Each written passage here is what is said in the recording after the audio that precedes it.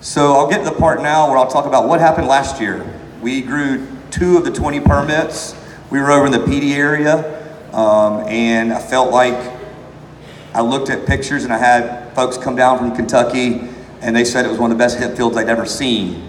So that shows you what our soil and our climate can do in South Carolina. We're really excited about the potential here, and I'll just talk a little bit about, as a farmer, what you should think about when you're getting into this business. First of all, you need to start with making sure you try to find a buyer for your product. That's number one thing, right? After that, you need to make sure you start with really good genetics. There are all kind of seeds and transplants out there. People want to sell you all kind of stuff. You need to do your due diligence. You need to vet very stringently the folks out there. There are a lot of good people in this industry. There's also people in this industry looking to take advantage. So be careful. And if you need any questions or you have anybody that's talking to you and you need me to ask my opinion, I'll be available. I've got business cards. Call me and I can help you out there. So starting with good genetic profiles, seeds, clones, or transplants is paramount. Then you need to go to ground prep. Ground prep, you need to get your soil tested. As our fellow from South Carolina State University said, before you want to make sure that you don't have any heavy metals, legacy pesticides, because if CBD is going to be a consumable, it's going to a body. So you're going to have tests that are going to come out of your product and your flour or your oil at the end that if it has those components is not going to be, bankable, sellable. So make sure you get those soil tests taken care of. Then you want to do, conventional tillage. We can give you more specific advice on that at a later date. We have a full farm plan. I think it's about 89 slides on a PowerPoint. If you grow with us, we're able to share with you. Our recommendation, we like this as a row crop model. Some folks like to do plastic, and that's great. For really expanding this program out into a full industrial capability, we like row cropping, just like we used to do with tobacco here. Put 4,000 or 5,000 plants per acre in there and row crop it just like you used to do tobacco. We've got the equipment sitting here in our state, probably covered up by kudzu or other plants on the farm. We've got the know-how, we've got the skill sets. It's very easy to transition from a tobacco row crop model to a hemp model. It takes a little more labor, it takes a little more love, but it's easily done. And I know we can do it here. There's 2 ways to plant, in our opinion. You can direct seed it using an old drill seeder, or you can transplant. We last year used an old tobacco transplanter that probably hadn't been touched in about 10 years. And we did just fine on 16 acres. Using that, it was probably one of the hardest days of work I've ever done in my life. At the end of the day, it was the most satisfactory day of work I've ever done in my life. Seeing the start and the dawn of a new industry in our state was very encouraging, and to that end, we had a double rainbow come out right afterwards. So we soaked it all up, and really we're happy about what we're trying to do here in the state, and looking forward to working with all you guys in 2019 and 2020. So you can direct seed or you can transplant. We've got trays of transplants back there. You can see what they look like. We've got about 800,000 transplants going right now in our greenhouses. Eric McClam, my partner back there, is ready to talk to you at any given time. Transplanting we'd like to do between mid-April. You want to kind of wait till the last frost till late June is probably like where you want to kind of cut it off. We transplanted last year, starting on June 6th, and we had a great crop at the end that we were very proud of. Y'all probably can't see it, but I've got a video here that shows our transplanting going on. Let's see if it'll load.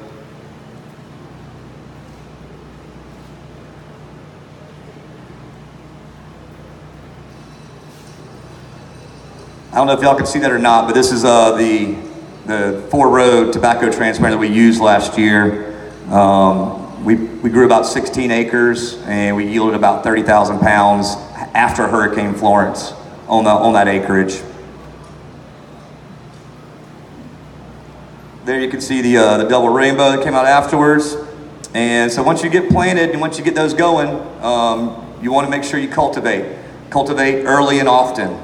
You've got to get the weed pressure down. If you're not using plastic, which we did not, you've got to get in there using a gooseneck cultivator, using a hoe, whatever size field you're doing, use what existing equipment you have around. Once you cultivate, and once the canopy of the hemp plant gets, about yay tall, some of that shade will help with that weed pressure later on. So get after it early. We currently do not have feminized seed. We have full open pollination seed. So we've got some male plants in there. The male plants are as easy to take out. You want to get rid of those in a CBD crop? They're as easy to take out with a one hose swipe or with your cultivator. So as you're pulling a weed, you can grab the male out too. Our seeds and our transplants for non-feminized seed are very competitive at 25 cents a seed and 50 cents a transplant. Feminized seed, you're looking at $1.25 or more. Clones can be $6, $7, $8. So we're really trying to get South Carolina involved in this industry at a low-cost input. We don't want you breaking the bank year one. We don't want you buying a bunch of equipment or buying a bunch of expensive genetics. Get you in low cost, make a little money year one, then you can use that money to invest for your year two growth.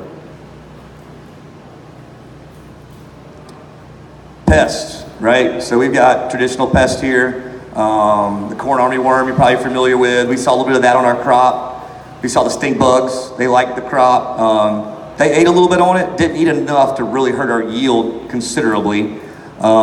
There's nothing approved pesticide-wise to use on hemp. So you have to look at alternative methods. We were using beneficial insects, ladybugs. We were using peppermint oils, things like that you can use to prohibit pests but not affect the quality or make it inorganic as a human consumable. Just got to stay after it. Get after it early and often. You got to watch your fields. As my partner Eric always says, the best fertilizer is the farmer's footsteps, correct? When you get to about waist high, depending, waist chest high, depending on how tall you are, that's a good time to top your plant. If you're using tobacco, you can bush out your plant. You get more yield out and it doesn't go up as much. We dealt with a hurricane last year. The taller the plant is, the more wind. We'll do Q&A later. Top it, we'll bush it out, make it a more yield per plant. It also helps make it hurricane resistant. So we did not top last year. We were in R&D mode. We have been topping this year. The pictures on the slide here are our Commissioner Hugh Weathers and my partner Josh in the field. This field here is almost at maturity, not quite. I think this was around August. This was taken. Plants were about 8 to 10 feet tall. So when it comes to harvest, the industrial hemp plant, cannabis sativa, it is dependent on the summer solstice. So you have folks ask questions like, can you get 2 or 3 harvests a year? You can in a greenhouse or a controlled environment like a warehouse like they do out in the West Coast. Here in, doing an outdoor grow in South Carolina, you're gonna get 1 harvest a year and it's gonna be dependent on the summer solstice. So the earlier you get your plants in the ground, the more yield you're gonna have at harvest. So that's why it's a good idea to get them in early. September to October is usually the range of harvest dates. If anybody likes to dove hunt in here, the dove love hemp seed. We watched dove fly over sunflowers to get to hemp seed last year. So we actually had a dove hunt planned with some of the legislators that have supported us from day one and some of the folks from the Department of Ag, but unfortunately Hurricane Florence had other ideas, so we had to cancel that dove hunt. We will have another this year, and you guys are all invited. Let's go out and shoot some birds over some hemp fields. But the seed will start to shatter.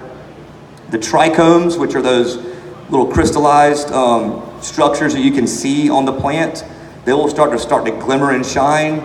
The seed will drop. The fan leaves, that famous 5 finger leaf will start to drop. That's when you know it's time to harvest.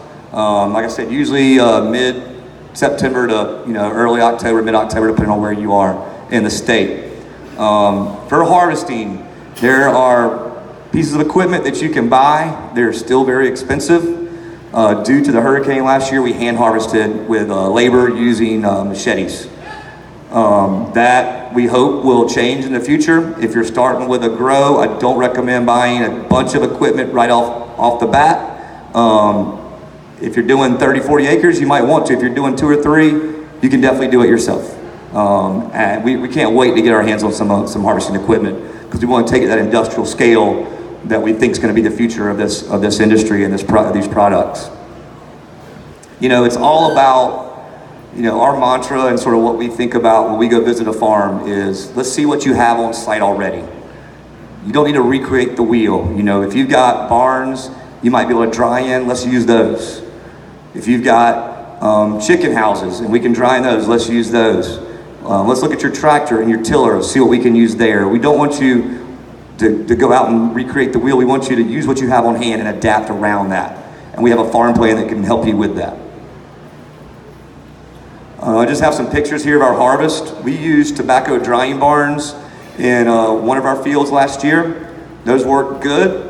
Just don't turn any high heat propane on it, because it'll do a mini extraction on your product. It will pull all the CBD out of it. You need to use static not static, but moving electric air, not high heat. Keep it around 90 degrees or so, no more, maybe 100 tops. The other field we harvested and dried in a 50,000 square foot warehouse, and we used a desiccant drying system, which worked very well. Again, we were in hurricane mode, so we found what we could and threw it in there, and it did just fine. So we can help you with your drying solutions, help you find what you've got on your farm and adapt around that as well. There's also mobile drying units that are coming online that can come out to your farm. I'm not sure the pricing on that yet. There's also some extractors and processors and buyers that will take your crop wet if you don't want to deal with that. Just a couple more pictures here of our harvesting, our curing and drying. So once we've dried and cured, we're ready to process. You've got a shucking and bucking process that happens where you're taking the hemp off of the main stalk into what we call a biomass. Biomass, you talk to 5 different people in the industry, you might get 5 different definitions, but my terminology around biomass is the main stalk's removed, you've got a little bit of stem material around your floor material. That can be extracted right in the extractor. So processing, for CBD specifically, which I'm going to talk about today, you've got a couple different methods, or a few different methods. You've got CPC, centrifugal partition chromatography, which is kind of the high end. You've got ethanol extraction distillation, you have supercritical CO2, and you have hydrocarbon extraction. These are all different chemical processes. I'm not going to stand up here and preach to you guys about organic chemistry because I have no idea. We have a partner in North Carolina that PhD from Duke University with a background in organic chemistry that helps us with that. And we can plug you in with those guys if you need it. You're looking for basically broad spectrum distillate. You can do cannabinoid isolation. You might have heard isolate. Terpene profile, and some services we also offer, and then formulate. You know, in addition to the tinctures you've seen out there on the shelves, there's also plenty of topical solutions that can be used for any type of rashes. I use it on my eczema with very good benefits. Within 10 minutes, my stinging and the itching in my arm was gone. I used it kind of on a whim and it worked. The other big thing to think about when you're talking about on the front end, testing of soil and water, Clemson Extension can really help you out a lot with that. When you're talking about the back end testing, you want to see what your cannabinoid potency and profile is in your plant. The legal terminology of industrial hemp is 0.3% THC or less. The way our bill reads is you can have it up to 1% in your field as long as you have a processor that can remediate that THC down to 0.3%. So you have to have 4 tests on your plant material on your crop within 30 days of harvest. I'm happy to say that we're working with these guys for about a year, maybe a year and a half, but Gel Labs down in Charleston, South Carolina has come online. They got their ISO certification about 2 weeks ago. And they're right over there in West Ashley, really good guys. You got Cameron Bearden with Gel Labs is back on the right back here, y'all's left. And love to talk to you about all the testing capabilities that they have. There's a lot of volatility, if you will, in the testing industry. I've not been pleased with I send off 2 or 3 samples to 3 different companies, the different results I get back. So you've got some fly-by-night shops out there. Gel Labs has been in business since 1981. They do site work, engineering, lab testing on a variety of chemicals. They're just adding a capability to their existing framework and their existing services. So I'm really happy and really excited about what they can do for the state of South Carolina as a lab here in the state, and the professionalism and the accuracy which they'll be able to do that. So go see my friend Cameron back in the back. His number is 843-597-1889. I don't know if y'all can see that, but give him a call. He'd love to help you out with your testing at the end of the year. So back to what Lucas was saying, Brackish Solutions formed in 2016. We grew 2 permits last year. Ryan McClam, who owns City Roots in Columbia, we invited them out, and we're looking at doing hemp cultivation with them this year in 2019. They have 35,000 square feet in greenhouse, which is where our headquarters is now. So we thought it would be a good idea to get together with them, and so we formed a company together, Brackish Solutions and City Roots, 50-50 to create Kinetics. So that's where our cannabis genetics are at the back there, are coming out of our greenhouses there in Columbia and right down the road in Barnwell. Certified organic urban farm, been in business since for the last 10 years, 2009. Do microgreens, mushrooms, all other type of things. We're focused on microgreens and hemp right now. Please come see us in Columbia. You're welcome to visit anytime. We'd be glad to give you a tour, show you what we've been up to, show you our plants that we have, and take you out to our 80-acre field, which is about 10 minutes down the road. We'll take you through the whole workshop process. We've done a few rounds here with the recent permittees. I don't know if you can see this, but this is a picture of our transplants that are going right now. We've got about 800,000 on deck, ready to go. We've got spoken for a lot of those orders. We've got some open orders as well, so if anybody's looking for transplants or seed, let us know. Again, currently our seed costs, we have Wolf and Cherry Wolf, 2 different genetics. They are been in our breeding program from Colorado for about 9 years. It's a landrace genetic. Diana Wolf was using feral hemp that she collected in Nebraska and started working with it with people that she trusted. And luckily our breeding partner got his hands on it and has been working with it for about 7 years. So the THC has been bred, not completely out, but down to a threshold that is, there's no worries about being non-compliant. Cherry Wolf is a cross of our Wolf with cherry wine. You may have heard of the cherry wine genetic of hemp. It's a little more popular. We had some issues with cherry wine in some places going a little bit hot on the THC. We didn't deal with it last year, so we're using that Wolf that we have to breed with cherry wine to bring that THC down and also have a good CBD cannabinoid profile as well. So these 2 genetics that we have available and plentifully are 50 cents a transplant, 25 cents a seed. First come, first served. For transplants, a 50% deposit down to reserve your plants, and the remainder do at delivery. A couple quick pictures and I'll wrap it up. And I'll be glad to give this presentation to anybody if you'd like afterwards.